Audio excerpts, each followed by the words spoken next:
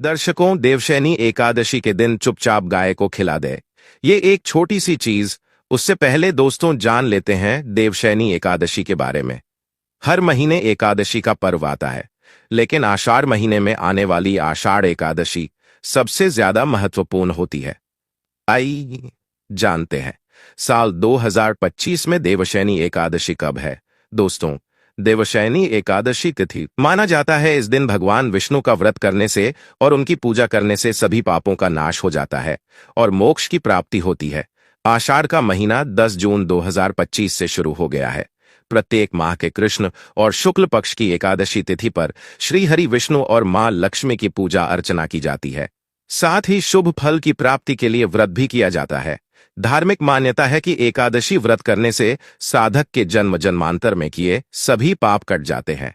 आषाढ़ माह के शुक्ल पक्ष की एकादशी को देवशयनी एकादशी व्रत किया जाता है।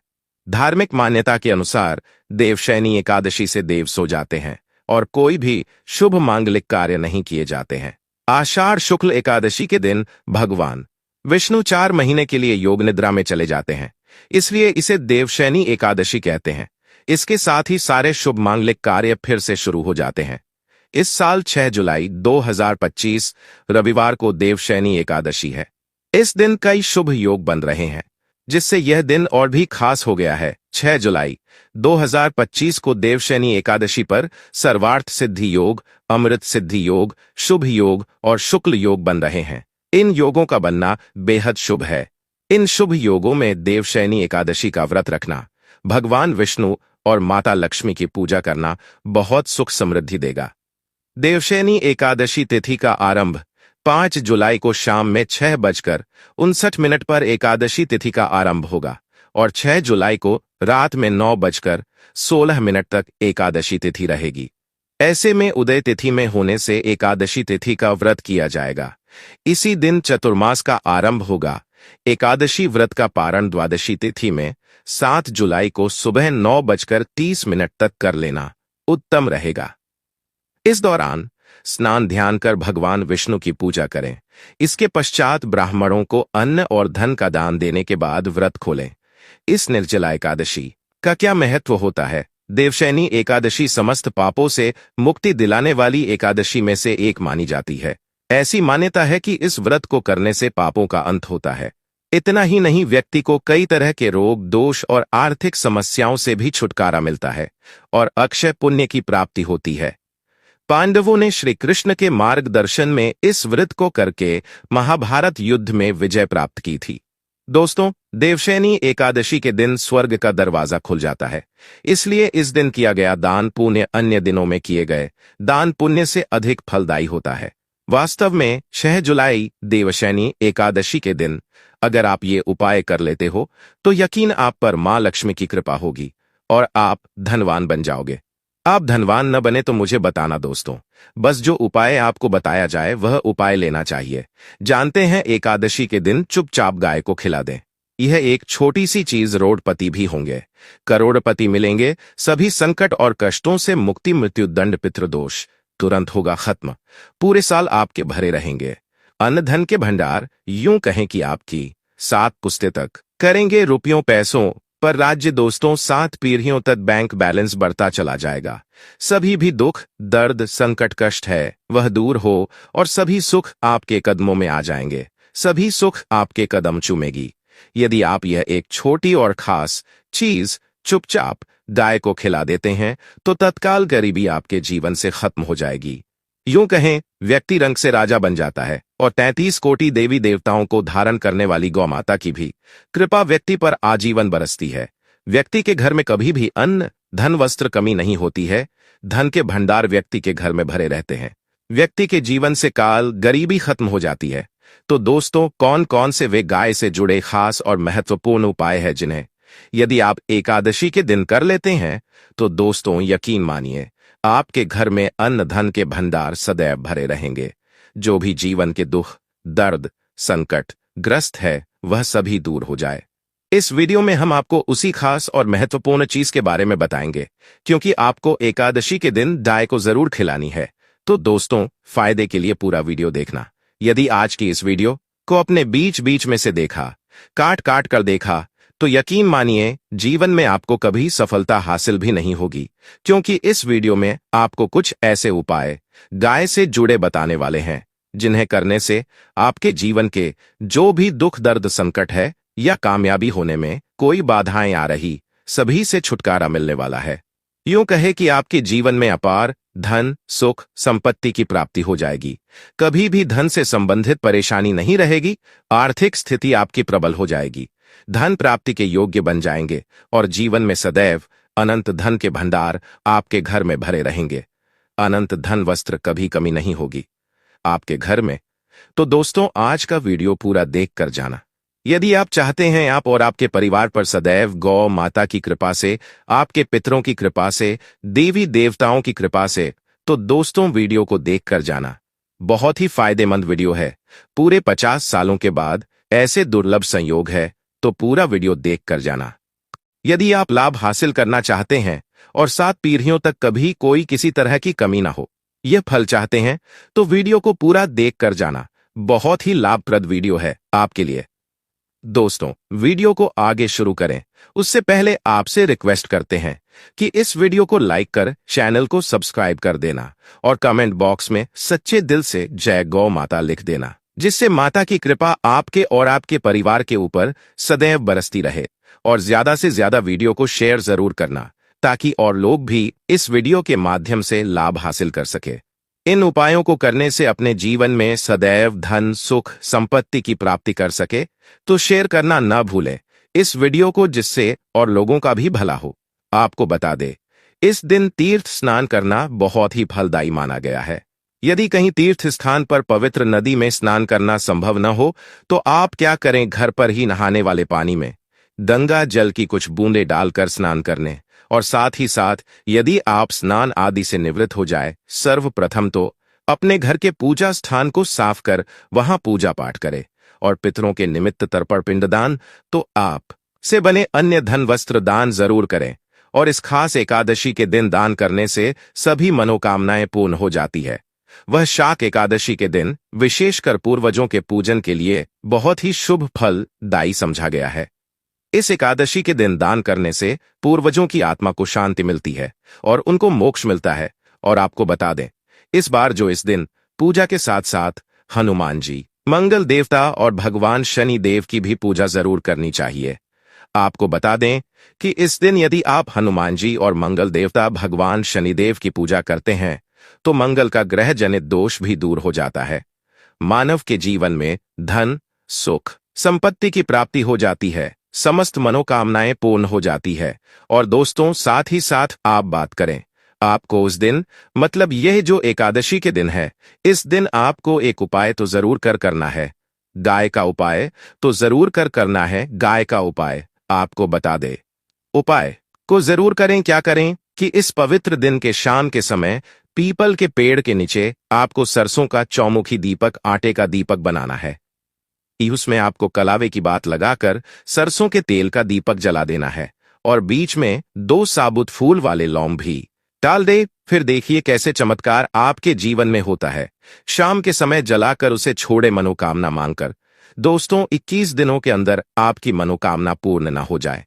हमें बता देना, बहुत ही प्रभावशाली उपाय बताया मैंने आपको, बहुत ही दुर्लभ से दुर्लभ है। इस बार नए वर्ष को उपाय को जरूर करें। यह उपाय जो है बहुत ही आपको लाभ देगा।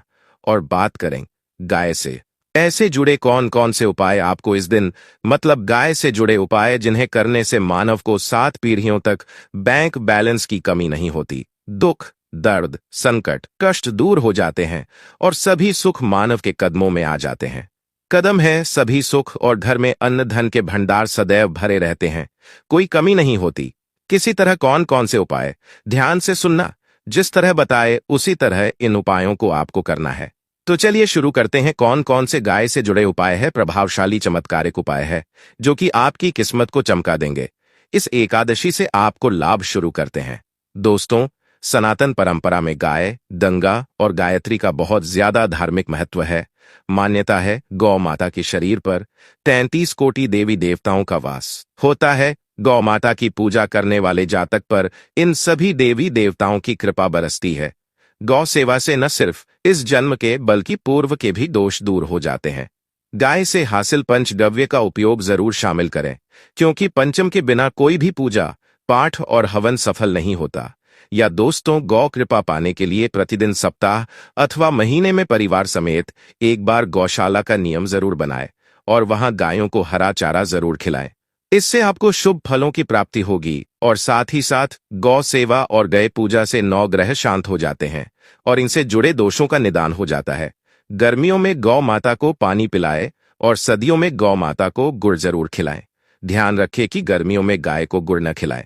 अनेक देवी देवताओं को अपने शरीर पर धारण करने वाली गांव माता से जुड़े कई शुभ और अशुभ संकेत भी होते हैं। मसलन गाय का दूध देते समय यदि गाय ठोकर मार दे और सारा दूध बिखर जाए तो अब शगुन होता है। यदि कोई यात्रा पर निकल रहा हो और गाय अपने बछड़े को दूध पिलाती सामने आ जाए तो निश्चित रूप से जिस यात्रा के लिए आप निकाले हैं वह यात्रा आप जरूर ही सफल होगी और वह जिसके लिए आप निकले हैं वह जरूर ही पूर्ण होगा। यात्रा पर जाते समय बाईं और गाय की आवाज और रात्रि में गाय की हुंकार करना भी शुभ होता है। दोस्तों, साथ ही साथ गाय के साथ आप भूल कर भी दुराचार न करें, अन्यथा मिलता है घोर पाप और जीवन भर की परेशानियां बनी रहती है। जी हां दोस्तों, गाय को राष्ट्रीय पशु बनाए जाने और इन्हें मौलिक अधिकार दिए जाने की बात हो रही है तो सवाल उठता है, गाय संस्कृति का अहम हिस्सा है, तब भी गाय के साथ लोग खराब व्यवहार कैसे कर लेते हैं। गाय दर दर भटक रहती है, भरपेट इन्हें चारा तक लोग नहीं देते। गाय जब तक दूध देती रहती है तो उनकी सेवा होती है और जैसे ही दूध देना बंद कर देती है तो लोग इन्हें उनकी किस्मत पर छोड़ देते हैं, सड़कों पर और गलियों में भटकने के लिए। ऐसे में कोई जीवों को कोई डंडे मारता है तो कोई पानी डाल देता है, कभी वाहनों की चपेट में आ जाती है तो कभी बीमार होकर बेचारी यह गाय दम तोड़ देती है। ऐसे में जरूरत है इन बातों को जानने की लेकर शास्त्रों में क्या कहा गया है, गाय के साथ आपको कैसा व्यवहार करना चाहिए। दोस्तों, गाय को कभी भी मारना पिटना नहीं चाहिए। शास्त्रों में गाय को माता का दर्जा दिया गया है। गाय को मारने वाला माता को मारने पीटने वाले के समान पाप का भाग्य समझा जाता है। नरक लोक में वर्षों तक कष्ट भोगना पड़ता है, अगले जन्म पशु योनि में मिलता है। तथा है कि गौतम मुनि ने गलती से गाय को डंडा मार दिया था, इससे गाय की मृत्यु हो गई थी और इस पाप से मुक्ति के इन्हें वर्षों तक तपस्या करनी पड़ी। भगवान श्री कृष्ण जी ने बैल स्वरूप में आए वृद्धाश्रम का वध कर दिया था, जिससे मुक्ति के लिए भगवान श्री कृष्ण को संपूर्ण तीर्थों को एक कुंड में बुलाना पड़ा और इस कुंड में स्नान से वह पाप मुक्त हो गए थे। दोस्तों, साथ ही साथ पानी पी रही गाय को गाते हैं वे घोर पाप के भागी बनकर नरक भोगते हैं, ऐसा पुराणों में बताया गया है।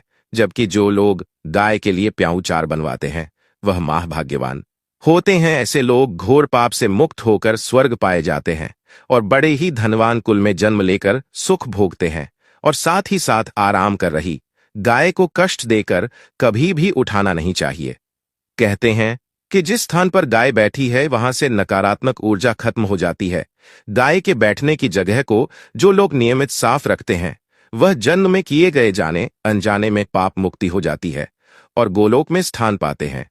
गाय को डंडा मारकर उठाना पानी डालकर, उठाना पानी डालकर, और अगले जन्म में उसे दर दर भटकना पड़ता है। और साथ ही साथ शास्त्रों में बताया गया है कि गाय का दूध उसके बछड़े के लिए होता है। गाय के बछड़े से बचा हुआ दूध मनुष्य को चाहिए, परंतु कुछ लोग एक बार गाय को दूध लेने बाद फिर से बछड़े के लिए बचा हुआ दूध भी धो लेते। ऐसा करना गौर पाप कहा जाता है।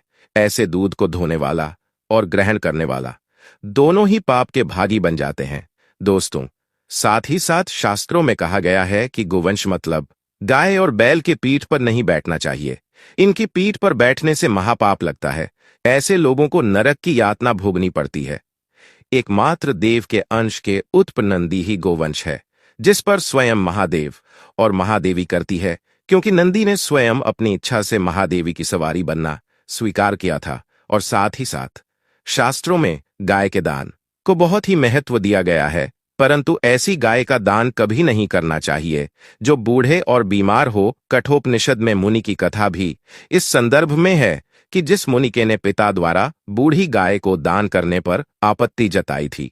दूध देने वाली और बछड़े सहित जो लोग गाय दान करते हैं वह महान पुण्य को हासिल करके स्वर्ग में स्थान पाते हैं। दोस्तों, साथ ही साथ सूर्य चंद्र मंगल शुक्र की युक्ति राहु से हो तो पितृ दोष होता है। यह भी मान्यता है कि सूर्य का संबंध पिता से एवं मंगल का संबंध होने के कारण सूर्य यदि शनि राहु या केतु के साथ स्थित हो या दृष्टि संबंध हो तथा मंगल की युति राहु या केतु से हो तो पितृदोष होता है। इस दोष से जीवन संघर्ष में बन जाता है। यदि पितृदोष हो तो गाय को प्रतिदिन या किसी भी एकादशी दिन या किसी भी खास दिन पर रोटी गुड़ चारा खिलाने से पितृदोष खत्म जाता है।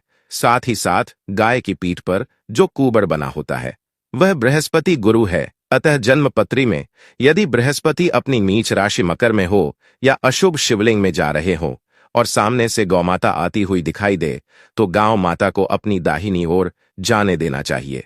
आपकी यात्रा जरूर ही सफल होगी और जिस घर में गाय होती है उसमें दोष स्वतः ही खत्म हो जाता है। और साथ ही साथ आपको बता दे कि गाय को आप भी रोटी बनाएं, प्रतिदिन ताजी रोटी ही बनाएं। गाय को अगर आपने रोटी बनाई है तो कोशिश करें कि उस रोटी को आप तुरंत ही गाय को दे दें।